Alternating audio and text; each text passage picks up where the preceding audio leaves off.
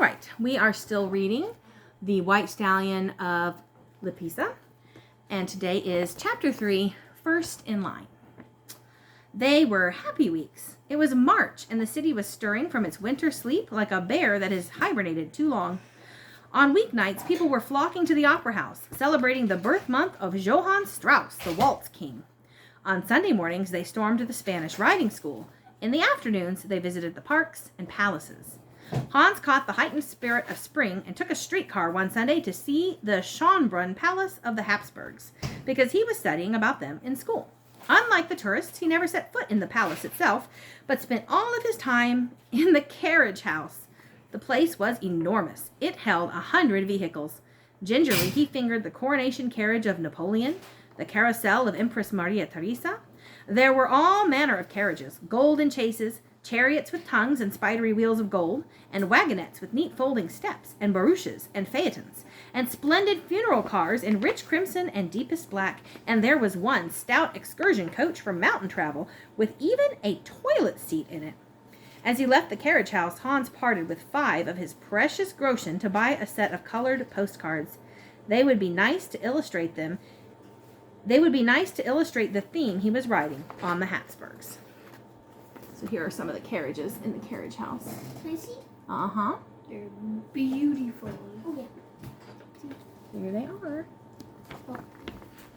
After his visit to Schönbrunn, Rosie's old cart seemed shabbier than ever, but nothing could dim Hans's spirit. Spring and the incoming tourists meant more orders for buns and rolls and more after-school jobs in the coffee houses. The proprietors liked to have Hans around. Nothing is too much for that boy, they bragged to their customers, nor too little.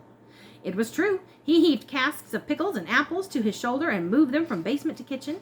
He sorted the hundreds of doilies that were used under every glass of water, under each and every plate. With a quick hand, he layered the spotlessly clean ones to be used again and tossed the others into a hamper. His major task, however, was as busboy, a work he once loathed. Carrying mountains of dirty dishes had always seemed the worst kind of drudgery. But now, with a big tray held high, he felt like Atlas holding up the world. He exulted in his strength. He could feel his arm and chest muscles bulging and even his leg muscles hardening as he balanced himself in and out among the tables. His schoolwork, too, showed a new zest. Each night after supper, he hurried to the library to do his studying. It was easier to concentrate there. In his bedroom, if his eye wandered, he was lost among the Lipizza's on his mirror. But in the library, his mind stayed put. Besides, there was Fraulein Morgan, the librarian, who often stopped by his table. "How are you getting along?" she whispered so as not to disturb the other patrons. Often this came at the very moment he was butting his head against a seemingly insoluble question. It was a relief to pour out his problem to her. Like some genie, she suddenly disappeared and as suddenly reappeared with an armful of books, each marked with a sliver of pink paper, and just by reading those pages he found the thing that puzzled him coming clear. Some nights the books she brought were so exciting that he read on and on beyond the marked pages, and Fraulein Morgan had tapped him on the shoulder. 8 o'clock, Hans, time to close the library. And so his schoolwork improved even as his pockets filled with groschen. Already Hans had put a red circle around March 30th as his goal. By then he would have enough money to walk right up to the visitor's door and buy his ticket. His father had agreed to act as delivery boy on that Sunday morning. "Creaky as my old bones are, I'll climb on the wagon and deliver for you," he said. "You have earned your treat."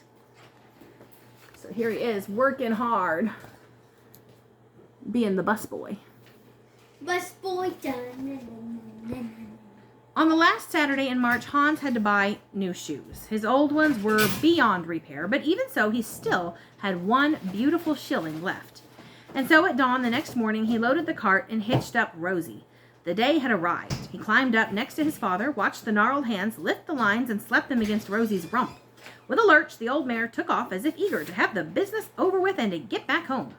The morning was dark and bitter. Pinpoints of snow rode slantwise on the wind. Air hopped, pulled his finger mittens. "Put yours on too, son," he said to Hans.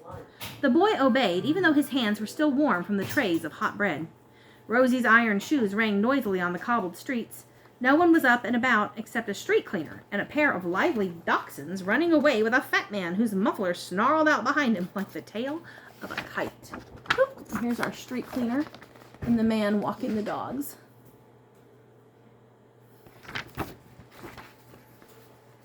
Hans laughed. Papa, he said, today you won't see the white stallions crossing Josephplatz. So? This morning even I won't see them cross. How's that? Hans laughed again for sheer joy. Because they don't go out early on Sunday, that's why. They perform at 10, and I'll be inside seeing them. And he clapped his hands until Rosie caught his joy and broke into a trot. As they pulled up front of the palace, Herr Haupt held on to Hans's sleeve. Look and listen for both of us, son, he said with a trace of wistfulness. I will, Papa, and I thank you with all my heart for doing my delivery work today. Hans jumped out and faced the visitor's entrance. It looked big and remote, like a stage setting before the play begins. Not a soul was there, not a soul in sight. He was the first in line. Already he was savoring the prospect of seeing the stallions in action. He wondered what Rosie's friend, the biggest one, did. The March wind sharpened with the morning, and the snow worsened as Hans stood there, alone, in the cold. Now he blew on his fingers through the mittens. When he stopped blowing, his breath made a hoarfrost on the black wool, and his fingers were colder than before. To pass the time, he did a kind of dance on the 2 stone steps that led to the entrance, and he ate the crescent-shaped roll in his pocket. As the last bell of St. Michael's chimed the hour of 7, almost at once people began queuing up in little bunches as if the striking of the bells had hurried them. They came in 2s and 3s and by whole families. Only Hans seemed to be alone. He wished now he had saved enough money to bring his father too, but it had never occurred to him. He thought of his father as living behind his newspaper in a veil of tobacco smoke. He thought that his pipe and his bakery were all his father lived for. The minutes wore on, and the line stretched out until it was many meters long, but Hans knew there was no danger of his being turned away, because he was first. A group of teenage boys on vacation from their school in Switzerland broke into a rollicking song. Everyone applauded them to keep warm as well as to encourage an encore. The boys tried yodeling next, and Hans yodeled with them. Never in his life had he felt happier. All these people had come to see the only true horse ballet in the world, and he, Hans Haupt, was one of them. Someone called out the hour. It was time for the doors to open. There was a quick silence of expectation. Then suddenly the morning air was torn apart with the sound of his own name screamed out. Hans! Hans! It was his mother breaking through the line, sobbing hysterically.